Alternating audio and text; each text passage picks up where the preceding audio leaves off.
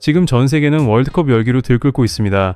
월드컵 본선 진출 국가들은 연일 속보를 쏟아내고 인터뷰를 이어가고 바쁘게 움직이고 있습니다. 그런데 한국만은 전혀 다른 공기입니다. OGFC의 이벤트 경기는 제대로 대박이 났는데도 정작 월드컵 분위기만큼은 완전히 식어버렸습니다. 영스와 라이언스의 만남이 화제가 되고 박지성이 위험한 태클을 당했다는 소식까지 퍼지는데도 홍명보는 대체 어디에 숨어있는지 보이지 않습니다. 오늘은 손흥민과 황희찬, 오연규와 이강인 같은 한국 선수들의 상황에도 침묵으로 일관하고 있는 축구협회, 그리고 홍명보의 이상한 자맹을 하나씩 파헤쳐보겠습니다. 지금 일본을 포함한 아시아 각국, 그리고 한국과 같은 조에 묶인 멕시코, 같은 나라들은 하루가 멀다 하고 새로운 소식을 쏟아내고 있습니다. 최종 평가전이 끝난 뒤 감독을 경질하는 초강수 비상대책까지 꺼내든 나라들도 적지 않습니다.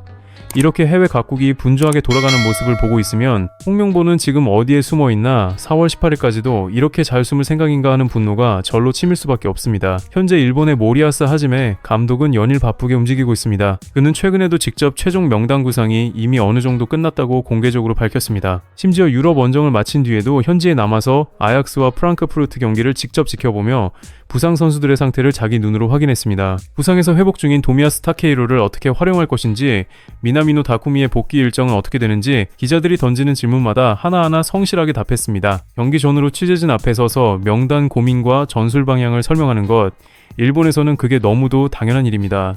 한국과 같은 A조에 속한 멕시코도 마찬가지입니다. 개최국이라는 무게를 안고 하비에르 아길의 감독이 계속 인터뷰를 이어가고 있고 17살 유망주 길베르토 모라를 중심으로 차세대 스쿼드를 어떻게 꾸릴지에 대한 이야기가 현지 언론을 통해 매일같이 보도되고 있습니다. 체코 역시 신임 코우백 감독 체제 아래에서 토마시 소우체크, 파트리크 시크 같은 핵심 전력을 어떻게 점검하고 있는지 유럽 매체들을 통해 비교적 투명하게 전달하고 있습니다. 아시아의 강호 사우디아라비아는 더 과감했습니다. 월드컵을 2달 앞둔 시점에 3연패의 늪에 빠지자 주저하지 않고 에르베르나르 감독과의 결별을 선택했습니다. 결과로 책임지고 변화로 응답한 것입니다.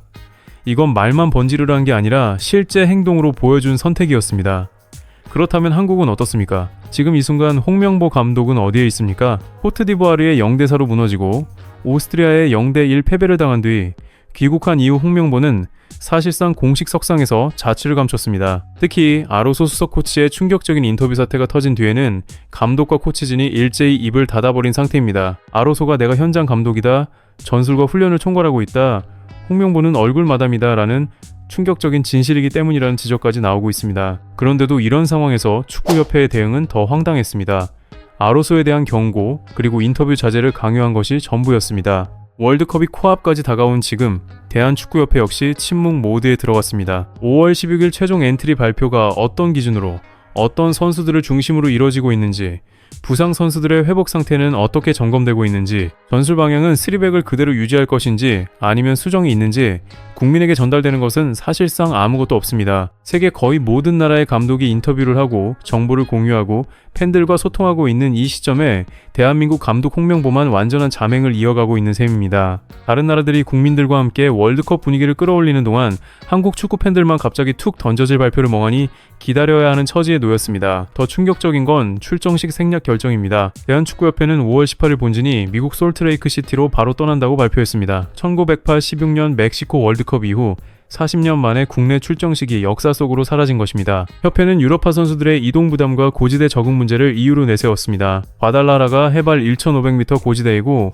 솔트레이크 시티 훈련장이 해발 1,460m여서 적응에 더 적합하다는 설명이었습니다. 이 말 자체가 틀렸다고 하긴 어렵습니다. 하지만 여기서 팬들은 묻지 않을 수가 없습니다.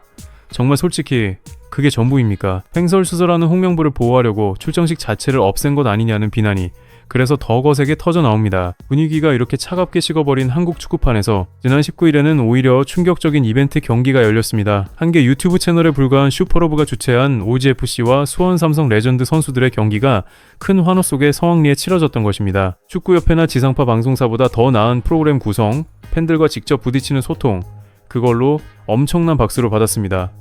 결국 확인된 건 하나였습니다. 한국 축구 자체는 여전히 뜨겁습니다. 완전히 식어버린 건 축구협회와 홍명보를 향한 관심과 신뢰였다는 겁니다. 지난해 10월 파라 이전 경기와 11월 가나전 홈 경기였음에도 관중석은 절반도 차지 못했습니다. 손흥민과 이강인이라는 초호화 라인업을 앞세우고도 상암 경기장의 열기는 싸늘했습니다. 이유는 분명합니다. 팬들이 등을 돌린 것입니다. 홍명보 감독 취임 이후 계속된 논란, 실망스러운 결과, 납득하기 어려운 발언들, 그 누적된 불신이 결국 텅 빈 관중석으로 드러난 겁니다. 그러니 출정식도 괜히 열었다가 야유와 비판이 거리 가득 터져 나올 수 있는 상황, 그것을 피하려고 조용히 짐을 싼 것 아니냐는 말이 나오는 겁니다.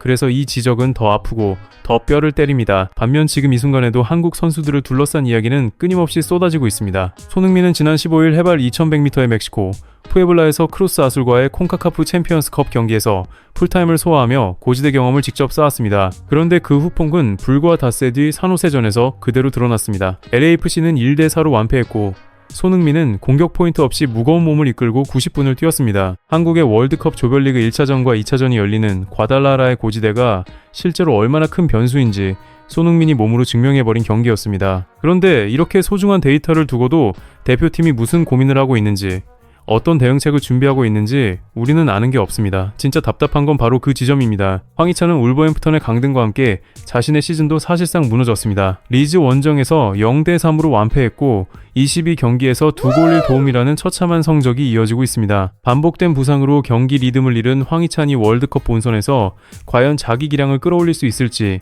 만약 어렵다면 그 자리를 누가 메울 것인지 팬들은 궁금한 게 산더미인데 들려오는 설명은 없습니다. 반대로 오영규는 베식타시에서 공식전 10경기 7골이 도움이라는 폭발적인 활약을 이어가고 있고, 카스트로프는 메넨글라트바흐에서 왼쪽 윙백으로 분데스리가 시즌 25경기를 소화하며 월드컵 엔트리와 주전 경쟁에 완전히 복귀했습니다. 카스트로프의 감독 폴란스키마저 카스트로프는 왼쪽에서 뛸 때 가장 편해 보인다고 극찬했습니다. 이 모든 기묘한 상황의 중심에는 결국 단 한 사람이 있습니다. 홍명보 감독입니다. 돌이켜보면 처음부터 이상했습니다. 외국인 감독 후보들에게 면접까지 보고도 아무 연락 없이 홍명보 선임을 발표해버렸고 박지성마저 나서서 절차가 올바르지 않다고 비판했습니다. 그 뒤로도 홍명보 감독 스스로 아로소 수석 코치와의 역할 관계를 둘러싼 바지 감독 논란, 손흥민 주장 자격 논란, 쓰리백 전술을 향한 원내외 비판, 코트디부아르전 이후 긍정적인 부분도 확인했다는 황당한 귀국 발언까지 계속해서 오락가락하는 해명만 내놓았습니다. 이해하기 어려운 선수 기용도 이어졌고 결과적으로 남은 것은 가디언이 매긴 48개국 중 44위라는 충격적인 평가였습니다. 최약체로 꼽히는 남아공 현지 언론조차 한국은 승점 3점을 노려볼 수 있는 상대라고 했습니다. 그런데 지금 축구협회는 홍명보를 위해 40년 전통의 출정식까지 생략했습니다. 비판의 목소리가 정면으로 터져나올 공간 자체를 없애버린 것입니다. 내부적으로는 골프장에 모여 홍명보를 응원하자며 결속을 다지면서도 바깥으로는 철저히 침묵합니다. 팬들의 불안을 풀어줄 소통은 없고 감독의 책임 있는 발언도 없습니다. 이게 바로 2022 북중미 월드컵을 2달도 채 남기지 않은 대한민국 축구의 현주소입니다. 전 세계 감독들이 국민 앞에 서서 신뢰를 쌓고 있는 이 시간에도 홍명보는 자맹 중입니다. 모든 진실과 책임은 결국 드러납니다. 6월 12일 과달라하라의 피치 위에서 그 결과는 그대로 나타날 것입니다. 그리고 그날 홍명보는 반드시 책임져야 합니다. 이제 공은 경기장으로 넘어갑니다. 하지만 팬들의 분노와 불신까지 묻어둘 수는 없습니다. 끝까지 지켜봐야 합니다. 끝까지 따져 물어야 합니다. 그리고 한국 축구가 진짜 다시 살아나길 바란다면 지금 필요한 건 침묵이 아니라 설명이고 회피가 아니라 책임입니다. 계속해서 함께 지켜보시고 이 문제에 대해 어떻게 생각하시는지 댓글로 남겨주십시오. Message accept. tiếp tục. Message oui. Tốt for 5S đủ rồi thằng em ơi.